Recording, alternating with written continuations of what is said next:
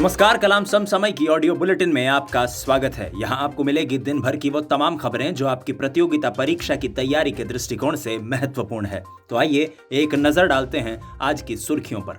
कर्नाटक के पूर्व क्रिकेटर जे अरुण कुमार बने यूएसए के नए कोच। आईआईटी दिल्ली ने तैयार किया कोविड-19 के लिए प्रकृति डैशबोर्ड। मशहूर फिल्म अभिनेता ऋषि कपूर का निधन। भारत ने प्रथम वर्चुअल पीटर्सबर्ग क्लाइमेट डायलॉग में हिस्सा लिया। टीएस तिरुमूर्ति होंगे संयुक्त राष्ट्र में भारत के स्थायी प्रतिनिधि। राजीव कुमार बने पीएसईबी के नए चेयरमैन।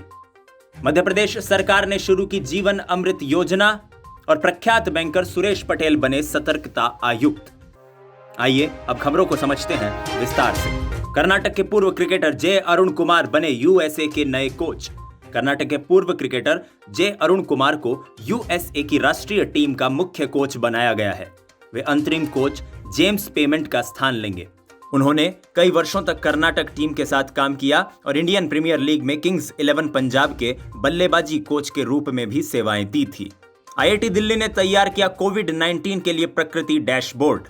आईआईटी दिल्ली की टीम ने वेब आधारित कोविड-19 डैशबोर्ड प्रकृति तैयार किया है।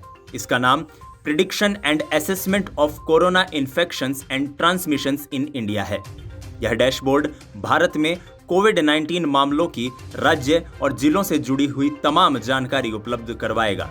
यह डैशबोर्ड स्वास्थ्य देखभाल निकायों सहित स्थानीय और केंद्रीय अधिकारियों के लिए भविष्य के विभिन्न परिदृश्यों और संसाधन आवंटन के लिए कुशलतापूर्वक योजना बनाने के लिए अत्यधिक उपयोगी साबित होगा। मशहूर फिल्म अभिनेता ऋषि कपूर का निधन। राष्ट्रीय फिल्म पुरस्कार से सम्मानित हिंदी सिनेमा जगत के सुपरस्टार ऋषि कपूर का निधन हो गया। वे 67 वर्ष के थे और लंबे समय से कैंसर से जूझ रहे थे। तबीयत बिगड़ने के बाद बुधवार को उन्हें एचएन रिलायंस अस्पताल में भर्ती कराया गया, जहां उन्होंने अंतिम सांस ली। उन्होंने अपनी अदाकारी की शुरुआत बाल कलाकार के रूप में फिल्म मेरा नाम जोकर से की थी। भारत ने 11वें पीटर्सबर्ग जलवायु संवाद में भाग लिया। हाल ही में भारत ने प्रथम वर्चुअल पीटर्सबर्ग जलवायु संवाद पीटर्सबर्ग क्लाइमेट डायलॉग में 30 देशों के साथ जलवायु परिवर्तन से संबंधित मामलों पर विचार विमर्श किया। भारत की ओर से केंद्रीय मंत्री प्रकाश जावड़ेकर इसमें मौजूद थे। 11वें पीटर्सबर्ग जलवायु संवाद की सह अध्यक्षता जर्मनी और ब्रिटेन द्वारा की गई थी। आइए जानते हैं पीटर्सबर्ग क्लाइमेट डायलॉग के बारे में। पीसीडी को वर्ष 2010 में जर्मनी की चांसलर एंजेला मार्केल की पहल पर प्रारंभ किया गया था। वर्ष 2009 में कोपेनहेगन जलवायु वार्ता के प्रभावी निष्कर्ष पर नहीं पहुंचने के बाद से पीसीडी को प्रारंभ किया गया था।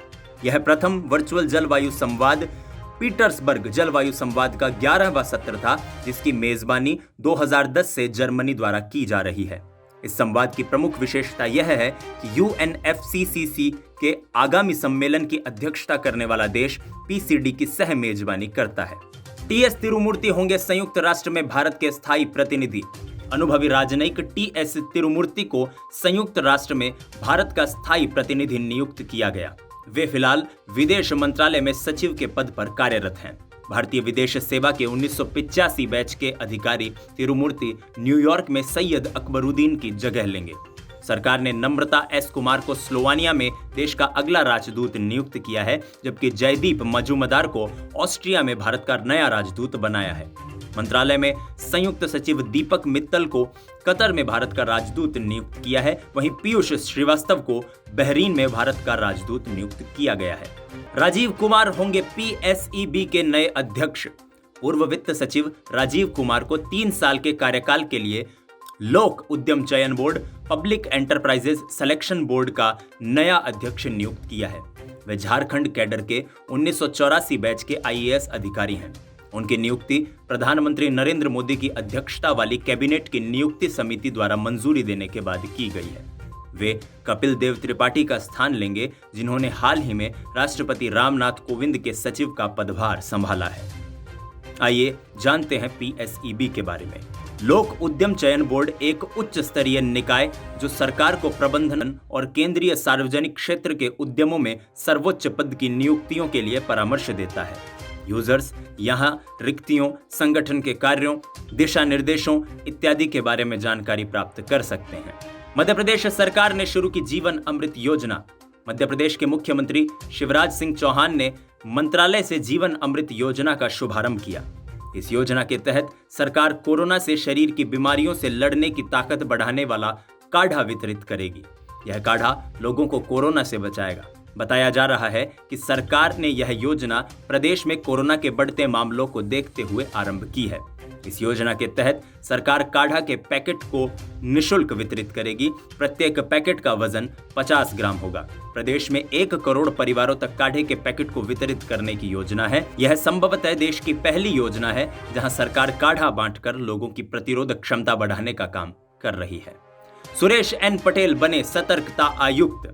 प्रख्यात बैंकर सुरेश एन पटेल ने भ्रष्टाचार रोधी निगरानी संस्था केंद्रीय सतर्कता आयोग में सतर्कता आयुक्त के रूप में शपथ ग्रहण की। पटेल को केंद्रीय सतर्कता आयुक्त संजय कोठारी ने वीडियो कॉन्फ्रेंस के जरिए पद की शपथ दिलाई।